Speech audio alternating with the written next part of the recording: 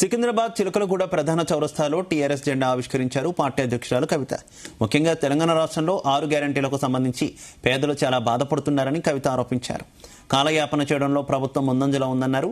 రాబోయే కాలంలో తమ పార్టీ నుంచి అభ్యర్థులను నిలబెట్టి ప్రభుత్వాన్ని కైవసం చేయడమే తమ లక్ష్యంగా పనిచేస్తున్నట్టు తెలిపారు. పార్టీ పరంగా పేద ప్రజలకు కావలసిన అన్ని సౌకర్యాలను అందించడంలో కార్యకర్తలు ఎప్పుడూ ముందుంటారని అన్నారు.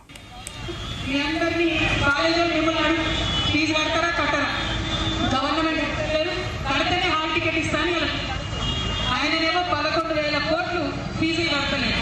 ఫీజులు కట్టడంటే కానీ మెట్రో రైలు తీసుకొస్తున్నారు. ఫీజులు కట్టడంటే కానీ 1,00,000 కోట్లు పెట్టుకుంటున్నారు. ఎవరి కోసం బాగా చేస్తున్నారు? మరి ఇన్ని రోజులు మూసి గలీజులో మనం బతికే ఉన్నాం, చదువుకుంటున్నాం, అంటూ ఇంటూ తింటూనే ఉన్నాం.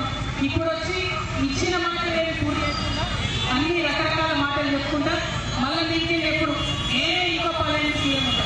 ఏమైనా రాజ్యాంగంలో రాసిందా నువ్వే మళ్ళీ వస్తావా?